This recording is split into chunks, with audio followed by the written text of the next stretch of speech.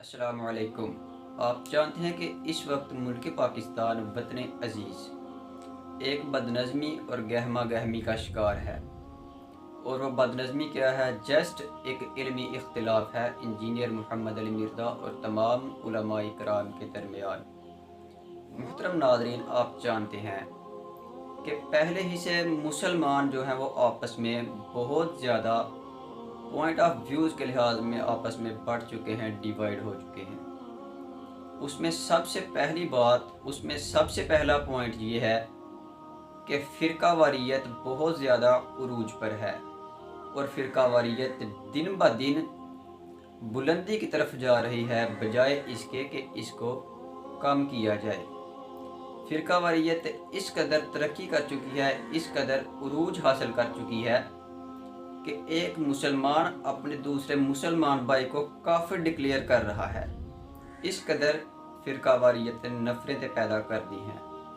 और दूसरी चीज़ ये है कि पॉलिटिकल फील्ड, हम लोग अपने अपने हुक्मरानों और लीडर्स के पीछे लगकर अपने मुसलमान भाइयों को मारने पर तुल खड़े हुए हैं। और फिर इस सियासत ने, इस पॉलिटिकल फील्ड ने मुसलमानों के अंदर इस कदर नफ़रतें पैदा कर दी हैं कि अगर दो सगे भाई हैं तो वो एक दूसरे पर हथियार उठाने पर तुल खड़े हुए हैं। और ये आप अपने इर्द गिर्द बखूबी इस बात को जानते हैं। और अब तीसरी बात ये है कि आप जानते हैं कि एक और हंगामा उठ खड़ा हुआ है, और वो है इंजीनियर मोहम्मद अली मिर्ज़ा और तमाम उलमाए कराम के दरमियान एक इल्मी इख्तिलाफ। मुहतरम नाज़रीन, इख्तिलाफ़ात का होना ये कोई बड़ी बात नहीं। अगर इख्तिलाफ़ात पैदा होते हैं तो फिर इनका कोई ना कोई सोल्यूशन भी तो होना चाहिए। अगर इख्तिलाफ़ात पैदा होते हैं तो इन्हें किसी न किसी तरह हल भी करना चाहिए। और इसका सबसे जो आसान हल है वो ये है कि ये एक इल्मी इख्तिलाफ है, तो इसको दलाइल के साथ हल किया जाए तो ये सबसे बेहतर है। और इसके लिए ज़रूरी है कि इंजीनियर मोहम्मद अली मिर्ज़ा और तमाम उलमाए कराम एक टाइम सेट करें, एक बैठक तय करें, और फिर उस बैठक में दलाइल के साथ, इल्मी दलाइल के साथ अगर तमाम मामलात को हल किया जाए तो ये तमाम मामलात, तमाम प्रॉब्लम्स बड़ी आसानी से इजीली हल हो जाते हैं। और ये कतई इसका कोई हल नहीं, कोई सोल्यूशन नहीं कि इंजीनियर मोहम्मद अली मिर्ज़ा कैमरे के सामने अपनी एक वीडियो रिकॉर्ड करवाता है और फिर उसको सोशल मीडिया पर अपलोड किया जाता है। जब उस क्लिप को, उस वीडियो को तमाम उलमाए कराम वॉच करते हैं, देखते हैं, तो फिर उसके रिएक्शन में अपने अपने बयानात जो हैं वो रिकॉर्ड करवाते हैं और फिर उसको सोशल मीडिया पर अपलोड करते हैं। तो ये तो कतई इसका कोई हल नहीं, क्योंकि सोशल मीडिया पर ऐसे मामलात जो हैं वो कभी भी सॉल्व नहीं हो सकते। इसका जस्ट एक ही तरीक़ाकार है कि फ़िज़िकली दोनों फ्रीक, दोनों ग्रुप्स किसी एक मखसूस जगह टाइम सेट करके इकट्ठे हों, तो फिर इन तमाम मामलात को अगर दलाइल के साथ इल्मी गुफ्तगू के ज़रिए हल किया जाए तो ये बड़ी आसानी से हल हो जाते हैं।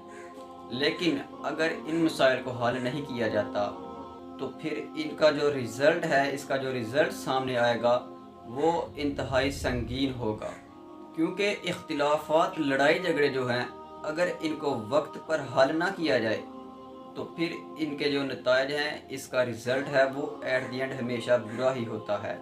इस बात को आप यकीनन बड़ी अच्छी तरह जानते हैं, क्योंकि इसका जो सबसे पहला रिज़ल्ट आपके सामने आएगा वो ये है कि जब मुसलमान आपस में फ़िरकावारियत, पॉलिटिकल फील्ड और दीगर मसाइल की वजह से आपस में जब बट जाएंगे, डिवाइड हो जाएंगे, तो फिर सबसे पहला नुकसान ये होगा कि गैर मुस्लिम आपकी इस डिवीज़न का, आपस में तकसीम होने का फ़ायदा उठाएंगे और वो आप पर सबकत ले जाएंगे, आपके ऊपर काबू पा लेंगे, तो आप फिर उनके ग़ुलाम बनकर रह जाएंगे। ये है इसका सबसे बड़ा नुकसान जिसका आपको सामना करना पड़ेगा अगर आप आपस में मोहब्बत पैदा नहीं करते, इन नफ़रतों को ختم نہیں کرتے تو پھر یہ سب سے پہلا نقصان ہے جس کا آپ کو سامنا کرنا پڑے گا۔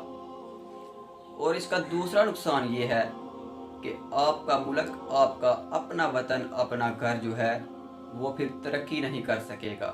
اور تیسرا نقصان یہ ہے کہ ایسی صورت میں جب ہم جلوس نکالتے ہیں، روڈ بلاک کرتے ہیں، گاڑیوں کو آگ لگاتے ہیں، تو مجھے بتائیں کہ ان تمام صورتحال میں جو غریب عوام ہے، جو غریب لوگ ہیں، ان کا کیا قصور ہے؟ دیکھیں، اگر ایسی صورتحال پیدا ہوتی ہے تو اگر ایک غریب بندہ ریڑھی لگائے کوئی چیز فروخت کر رہا ہے تو وہ اپنے بچوں کے پیٹ پالنے کے لیے ایسا کر رہا ہے، اور جب ہنگامی صورتحال پیدا ہوگی تو پھر اس کی ریڑھی جو ہے اس کو بھی توڑ پھوڑ دیا جاتا ہے، تو اس کا کیا قصور ہے؟ اگر ایک بس ڈرائیور ہے، کار ڈرائیور ہے، تو اس کی گاڑی جلا دی جاتی ہے، تو اس کا کیا قصور ہے؟ آپ کو شاید اس بات کا علم نہ ہو کہ جس کے ساتھ آپ ایسا سلوک کر رہے ہیں وہ واحد اپنے گھر کا اکیلا ہی کفالت کرنے والا ہو، تو برائے مہربانی ایسے کام کرنے سے گریز کیا کریں، کیونکہ ان بیچاروں کا بھی خیال رکھنا آپ پر ضروری ہے۔ کیونکہ ہمارا دین، ہمارا اسلام، دین اسلام ہمیں درس دیتا ہے امن اور بھلائی کا، اور وہ ہمیں پیغام دیتا ہے کہ مسلمان مسلمان کا بھائی ہے، مسلمان آپس میں بھائی بھائی ہیں۔ مسلمان کا بھائی ہے تو پھر اس اخوت کے رشتے کو کیسے برقرار رکھا جا سکتا ہے؟ اس کا صرف یہی حل ہے کہ آپس میں محبت بانٹیں، نفرتیں ختم کریں اور ایک دوسرے کا احساس کریں۔ یہی اس کا بہترین طریقہ کار اور سولوشن ہے۔ تو رہی بات انجینئر محمد علی مرزا اور تمام علماء کرام کے درمیان جو اختلاف ہے، دیکھیں، اگر آپ انجینئر محمد علی مرزا کو ایک فتنہ قرار دیتے ہیں تو پھر اگر دوسرے علماء کرام ان مسائل کو حل کرنے کے لیے رضامند نہیں ہیں تو پھر میں سمجھتا ہوں کہ وہ بھی دور حاضر کا ایک فتنہ ہی ہے، کیونکہ جو فساد پھیلانا ہے یہ کوئی اچھی بات نہیں ہے۔ اس لیے آپ سے ریکویسٹ ہے کہ شر پسند نہ بنیں، لڑائی جھگڑے کو بجائے اس کے کہ ہوا دے کر اس کو بلندیوں تک پہنچایا جائے، اس کو کم کیا جائے، تو یہ بہترین طریقہ کار ہے۔ اور اس کا جو ریزلٹ ہے، اس تمام صورتحال کے جو نتائج ہیں، پھر وہ ہمیشہ آپ کے سامنے اچھے ہی نظر آئیں گے۔ تو ایٹ دی اینڈ میں پھر آپ کو اس بات سے آگاہ کر دوں کہ سوشل میڈیا پر ویڈیوز ریکارڈ کروا کے اپلوڈ کرنا یہ اس تمام صورتحال کا کوئی حل نہیں ہے۔ اس کا جو طریقہ کار ہے، اگر اس کو سالو کیا جا سکتا ہے تو پھر اس کا ایک ہی طریقہ ہے کہ انجینئر محمد علی مرزا اور تمام علماء کرام ایک بیٹھک طے کریں، ٹائم ٹیبل ایڈجسٹ کریں، اور پھر اپنی اس بیٹھک میں ان تمام مسائل کو دلائل کے ساتھ علمی گفتگو کے ذریعے اگر حل کریں تو پھر یہ تمام مسائل بڑی آسانی سے حل ہو جائیں گے۔ تو اگر آپ کے پاس ان معاملات کو سالو کرنے کا کوئی بہترین طریقہ کار ہے تو وہ آپ ضرور شیئر کریں، تاکہ شاید آپ کی جو کی ہوئی بات ہے وہ کسی کے دل میں اتر جائے، تو اس کو فالو کر کے اس پر عمل کیا جائے، تو پھر اس کی وجہ سے اگر معاملات حل ہو جائیں تو یہ آپ کے لیے ایک بہت بڑا صدقہ جاریہ ہوگا۔ السلام علیکم ورحمۃ اللہ وبرکاتہ۔